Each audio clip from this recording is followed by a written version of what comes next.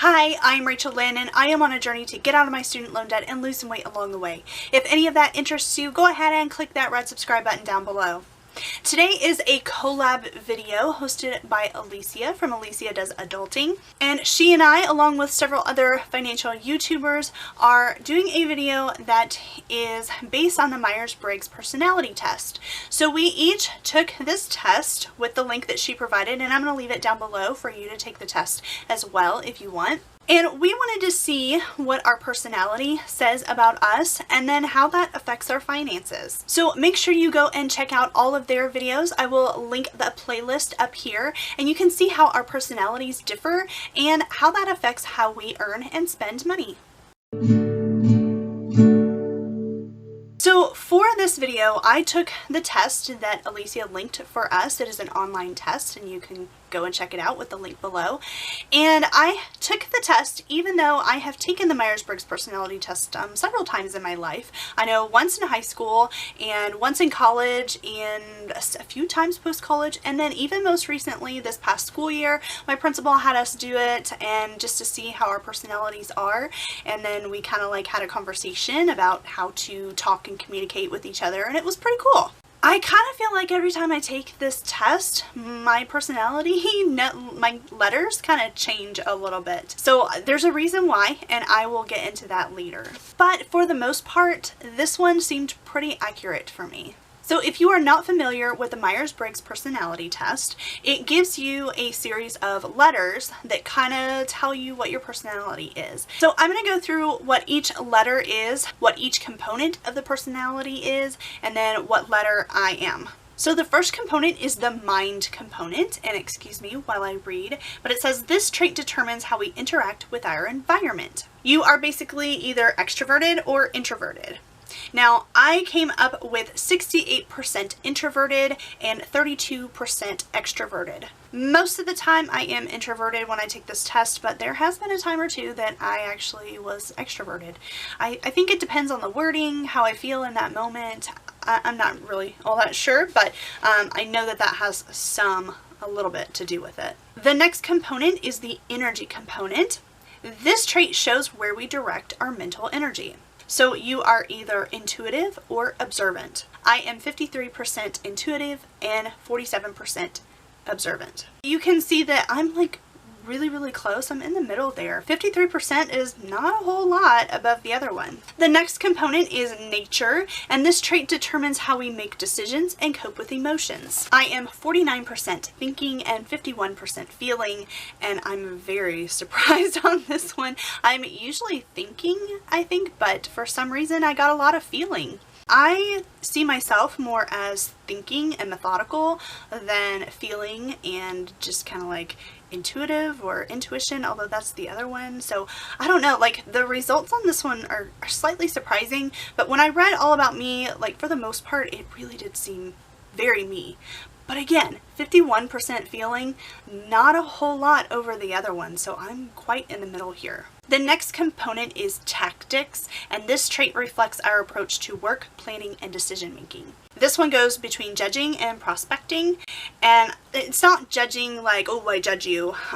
It's kind of, it was explained to me once before, and it was like, oh, okay, that makes sense. It's kind of like you make decisions rather than like feeling things out, I believe. I might get this wrong. I don't know. But I am 61% judging and then 39% prospecting. The last component is one that I've actually never seen added onto the Myers-Briggs, but this one is identity. And this trait underpins all others, showing how confident we are in our abilities and decisions. And so that goes between assertive and turbulent. And I am 42% assertive and 58% turbulent. And I'm not entirely sure what that is, but that's what I came out to be according to this test. So I do want to point out some other famous people that are also INFJs like me.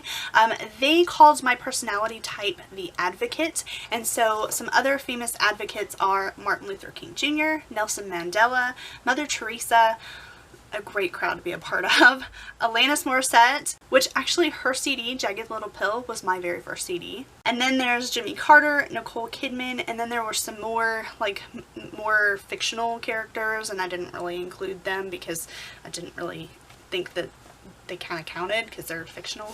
So according to all of the information that I read about INFJs and advocates, my personality type is rare. I love to help others help themselves. So I don't just want to help people, but I want to help people to get to a point where they don't need help. And I feel like that is so me. I am soft-spoken, but I have strong opinions, and I will fight tirelessly for ideas that I believe in. This again, I completely agree with. Something that I did not think was me, according to this test result, is that I use warm language and I connect well with others, and I don't really see that in myself. I might connect with you here on YouTube, which I really hope that I do, but I'm also edited, and in person I think I'm more awkward, and sometimes I say things that I shouldn't, and I feel like my words aren't so warm and nurturing as they are clinical and logical, but I don't know, maybe that's just my own biased opinion of myself, but that's where I kind of disagreed with this test. So I'm going to read the next couple off just to make sure that I get them all. My strengths are creative, insightful, inspiring and convincing, decisive, determined and passionate, altruistic.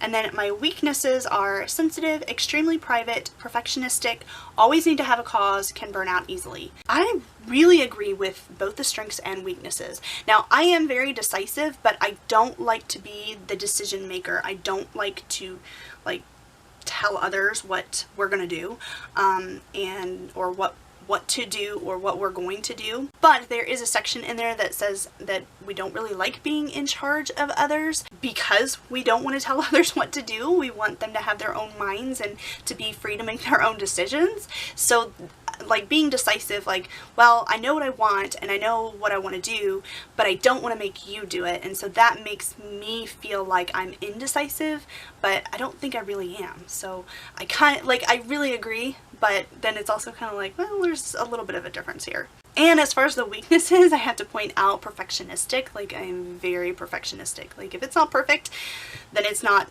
enough. And that is a big weakness because I can fall into a rabbit hole of never getting anything completely done because it's not good enough. Under the romance section, it said that I like meaningful connections and I don't like to waste my time on casual relationships. That's very true. My friendships are similar. According to the test results, I am not into friendships of circumstance. So just because I see you at work, or just because I see you around, or I may even see you on a daily basis, doesn't make you my friend, I guess. I'm not sure about that one. But then it also said that like I'm really popular and people like to be my friend, which that's not true either.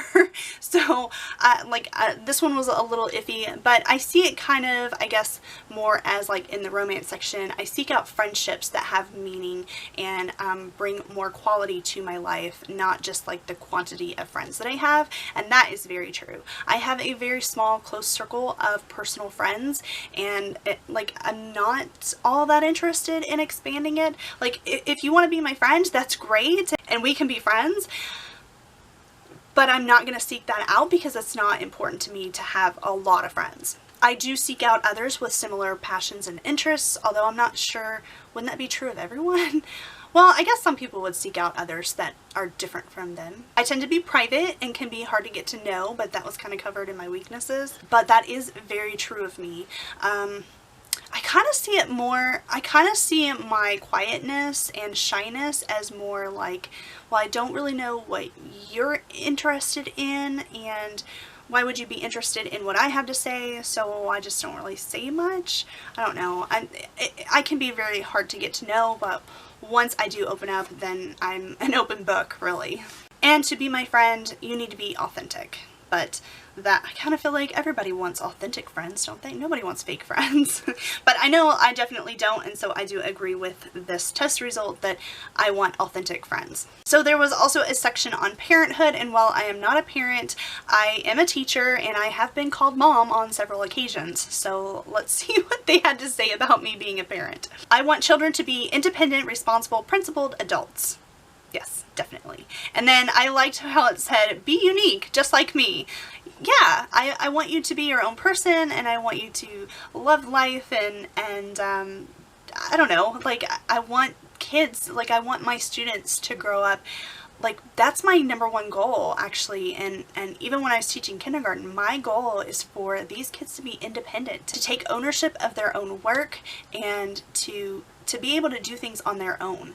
I give so much praise when they are able to open everything in their lunchbox by themselves, when they can tie their shoes for themselves. That is a cause for huge celebration in my classroom. And so, like, that's so true. I want kids to be independent. I want them to be responsible. I want them to have their own opinions and to have good morals and principles and live by them.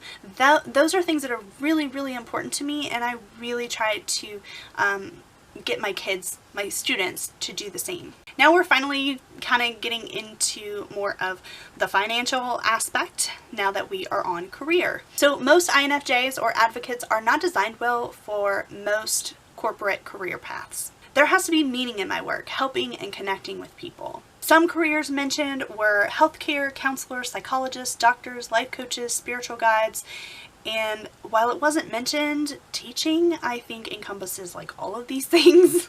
In careers, things like money and employee of the month don't matter as much as values and principles. Although we don't like controlling others, we like to seek leadership positions because not being in a leadership position means living under somebody else's ideas or principles or values that might not align with our own. We often look to things like writing or the arts, which that is so me. We want to learn and grow along with the people that we are helping and contribute to humanity on a personal level. I would say that that's true for me as well. One thing that I love about teaching is that I learn as my kids learn, and I grow as a teacher as my students grow as students. And so that is a very, very rewarding career for me, and I'm very surprised that it wasn't mentioned as an option here in this test. So under workplace habits, work needs to have meaning and it needs to align with my values and principles and beliefs. So that was a lot of information, and most of it describes me pretty well. But the big question is, how does this affect my finances? For work, for my income, I feel like this is the most obvious. I'm more likely to choose a helping career, and as a teacher, that falls under that category. And unless you're okay with like blood and puke and things like that, like nurses and doctors are, the helping careers are notorious for being lower paid. I'm also more likely to help someone else rather than myself. I've mentioned in previous videos, most recently in my values video, how my loyalty has cost me a lot, but it's still a value that I hold dear. It also means like small things. I'm more likely to do something for a friend than I would do for myself. I'll go see a movie with a friend if that's what they want to do, because I mean, I don't mind and I would love to see the movie, but I wouldn't go myself, and I wouldn't even suggest it because it costs money. So like I don't think that I would really go because it costs a lot of money. I don't even know if I would go if I was out of debt. They're so expensive. Why are movies so expensive? But if a friend wants to go, then sure, I'll go with you because that's what you want to do, even though it's not necessarily something that I would do myself. I'm okay with not going out with my friends all that often because I prefer quality time over quantity. I also have a penchant for introvertedness, and that means I'm actually perfectly happy sitting at home on the weekends. That actually sounds pretty great to me for the most part. So that can be a huge money saver. I would love for you to take the same test and leave me a comment down below if you do, and let me know about your personality and how that affects your finances. Take the test that I have linked below. I promise it really doesn't take too long. But even if you don't, leave me a comment down below and let me know how your personality affects your spending. Also, don't forget to like this video, as it helps me out here on YouTube, and subscribe if you are not already. And then of course go and check out the rest of the videos in this collab and see how their personalities affects their spending. Thank you so much for watching, and I'll see you in the next one. Bye!